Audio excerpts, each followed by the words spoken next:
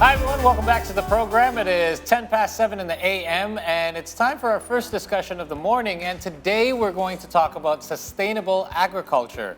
Now, many of us know that sustainable agriculture plays a vital role in reducing emissions and mitigating climate change impacts on farming systems, especially across Southeast Asia. Yes, by adopting eco-friendly practices and technologies, farmers can significantly reduce their carbon footprint while maintaining or even enhancing crop yields and overall productivity. Agros is one of the companies leading the way, offering sustainable agricultural solutions to small and medium-sized farmers all across Southeast Asia, including us right here in Indonesia. Yes, the company also strives to raising awareness on sustainable agriculture practices to help farmers increase profitability, make communities more resilient to changing climate conditions, and cut carbon emissions. And to find out more about Agros and their efforts towards sustainable agriculture, let's now introduce our first guest, who is Agros founder and CEO, Max Nelen. Max, good morning. Thank you for being here today. Morning. Thank you, Paul. Thank you for having me. Welcome to the show. So let's first talk about us. Indonesia as a country, we're an agrarian country that is heavily reliant on agriculture for economic growth, but many farmers continue to face challenges in growing their businesses, implementing new ideas and methods as well. First off, what do you think are the best ways to address these issues immediately? Right. I don't think I have the magic wand. That's just to start off. But I think that you can take a step-by-step approach that kind of makes sense. First of all, just to put it in perspective, right? Indonesia has more than 10 million hectares of land. On average, a farmer only owns about a hectare. Okay. And so, first of all, I think it's about segmenting that land, and there's not such a thing like one farmer, one problem. Right. So it's like you look at crops, which different crops are there, chili, shallot, potato, what are their problems? Mm-hmm. And then East Java versus South Sumatra will have different problems, different climate conditions, different soils. Okay. That's the first step. Second step is then really engage the community. And so we built teams on the ground, boots on the ground, to really understand their issues. And then thirdly is solve their biggest, most tangible problem first. And then start solving their other ones. So either they're spending too much on fuel, or their soil is heavily degraded, or they can't get a good price for their produce. If you solve that first, you create that trust, that then you can solve their other problems. So those issues that you just mentioned, are they some of the more common problems that are facing? Correct. Yes, okay. Indeed. Yes, why a farmer should consider towards sustainable agriculture, despite from what, compared to what they have been doing traditionally? Yeah, so I think as you can see already now with El Nino, which is really a very present topic these days, farmers are seeing changing conditions. So either a farmer was rain-fed or was using a polluting diesel pump to irrigate. Well, once you have solar, you can actually use it whenever you want, as long as there's sunlight, right? And so you become more climate resilient. And then there's other things like knowing your soil. The soil is getting heavily degraded. So I think it's about these climate events are going to happen more and more, unfortunately. And so how do we equip farmers now to become more climate resilient while still increasing yields? So that we can produce food for the global population. And that will work as an incentive for them to change, because some of the old school generations, they don't like change, right? So you have to introduce it to them in a more attractive way. And that leads us to our next question. Tell us about Agros and what exactly you're doing. So Agros is actually Greek for farmland. Okay. And so that's our core, and that's why we call it Agros. And then when you look at our logo, it's water, sun, and soil, and those are interconnected. You create agricultural magic, if you will, by combining those three elements. And so where we focus on is keeping that balance across those elements. So we want to provide sustainable alternatives to irrigation. We want to provide sustainable alternatives to soil management, input management, as well as crop protection, for example, how you stop spraying pesticides to just protecting your... And so for us, we're a pioneering climate smart agriculture and setting the scene here, and I think our expansion into Indonesia is very exciting as well. So can you tell us what solutions do you offer to answer all these challenges faced by Indonesian agricultural sector, also by the farmers? Yeah, so on the one hand we have designed an affordable solar water pump that farmers use. And today farmers are using polluting diesel or gasoline pumps that are spending between 500,000 to 1 million rupiah a month. And so you can remove that entire fuel bill by switching to solar. And these solar water pumps are designed to last 15 to 20 years on the farm. So it's really great.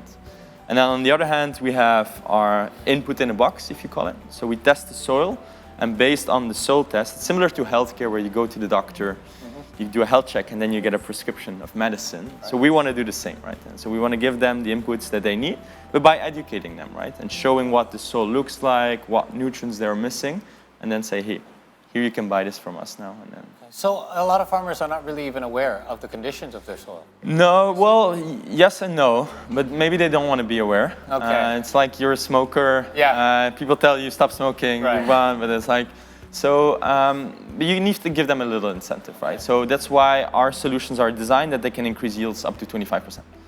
And if you can offer that upside to them, as well as then provide them a pay after harvest, say like, okay, don't worry, follow my solution, you increase yields and then you pay me after harvest, right? You know, increasing yields, obviously this is right up your alley. It's a very attractive incentive, but at the same time, I'll just compare it to my own experience when we first wanted to switch to a solar water heater. And the upfront cost was a little bit heavy, but everyone was saying, look, you just pay the upfront cost, it's a little bit heavier, but you're gonna save money in the long run. Right. It's gonna be better for your water bills, electricity bills. So, is there a heavier upfront cost when in regards to these farmers implementing some of these changes? And how much of a challenge, and how do you tackle the challenge of being able to convince them to do so? So in theory, yes, it's a higher capex, but we give a lower down payment.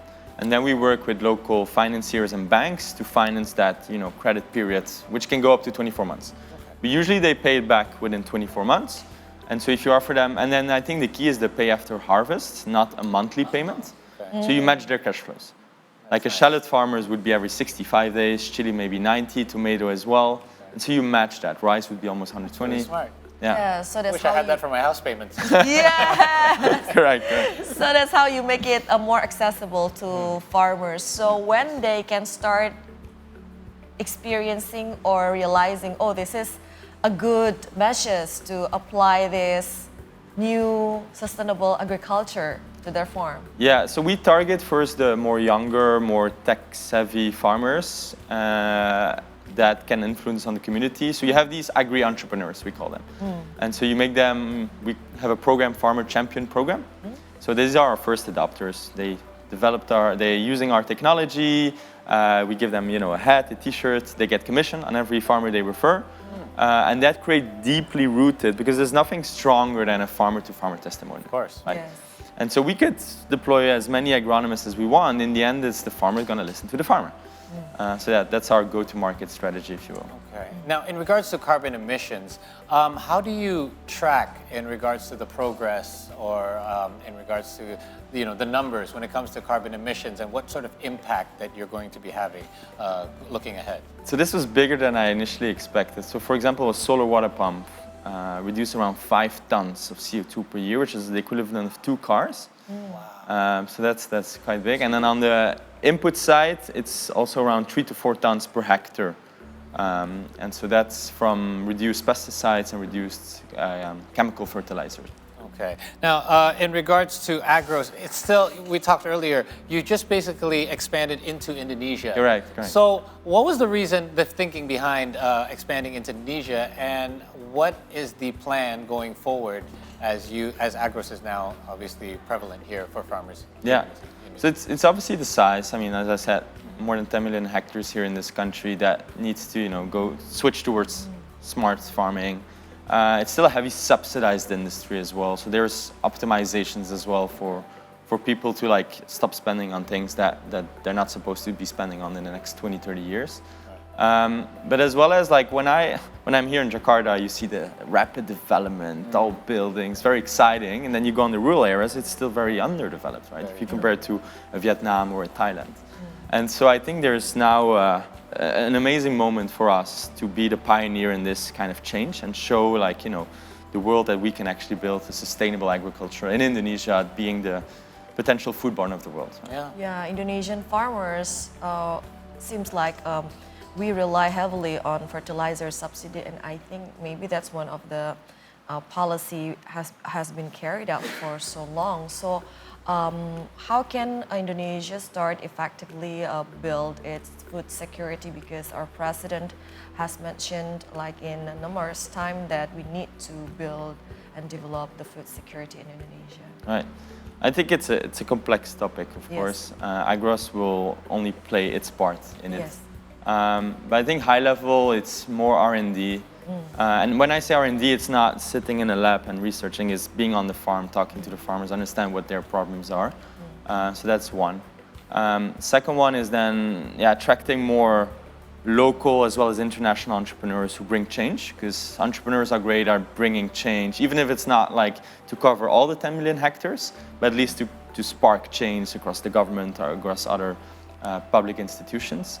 And then thirdly is building infrastructure, whether it's financial access to market, because you can grow the yields, but if there's no access to a market, either locally or internationally, it's difficult to offtake that produce. Sure.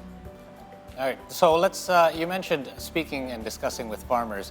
Has there been, and what has it been like for the feedback for the farmers that you have reached so far in the time that Agros has been in Indonesia? Yeah, well, farmers are paying us, which is already the greatest sign. It means they believe in it. They believe in it. Farmers are quite stingy, I have to say. Yeah. And they only give you money if they really like you or they believe in your product. So that's a good thing. So that's fine. But in general, I think they're quite excited, also a bit confused because they always saw, like, for example, on the solar, they see it as like, oh, electricity for households, right? And then they see, oh, actually this can power water. Wow, this is amazing, right? And so they're quite excited about that.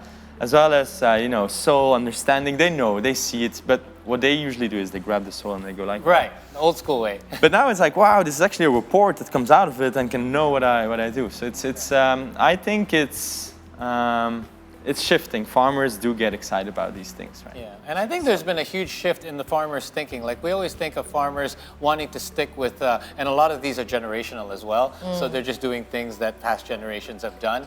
But you see things now like applications that farmers rely on. Like, we wouldn't see that back in the day as well. So I think there's slowly starting to be that shift, and perhaps Agros is playing a big part in that shift. And in Indonesia, we have seen some startups also in the agriculture sector. So what are your target for Indonesia? It's quite big, so we want to be 1,000 farmers by the end of this year and then 100,000 in the next 5. So that's starting East Java, then moving central west, and then probably South Sumatra and other islands. So it's quite an exciting journey. 100,000 farmers is not little. Pretty big number. Yeah. So any plans as well, because we do know the government, as Alan mentioned, plays a big part in the agricultural sector here in Indonesia. So are there any plans looking ahead to perhaps work together with the government in order to advance this even quicker? I think we have to. Like, there's not, like, you cannot do this on your own. See, for now we're just focusing on building the business case, building the traction. But once you hit a certain number, then you can go and talk, right? And say, like, look, we've done this now in East Java. Let's replicate this across the country. And I think regional governments would be very interested in that if they see their neighbors, wow, you guys are producing a lot more. We're already doing a lot of events with local governors and regencies. They like it. They're promoting it to their things. They can have more influence on their farmers, show sustainable longevity in their programs. Yeah. It's a domino effect, isn't it? And Correct. once a few of them get going, it's right from there. Yeah. All right. Yes. So thank you so much for coming by. Thank you for having me. Agros. How Honored can we to be find here. out more about Agros, by the way, via website? Yeah, website www.agrosglobal.com, Facebook, LinkedIn, YouTube, we're everywhere. Perfect. Thank you so much Thank for you, your Bob. time, Thank you. Max Nelen. Here today. All right, we're going to take a short break here on the program, but when we return, we will bring you some of the latest updates from around the world here only on the C Morning Show. Stay tuned.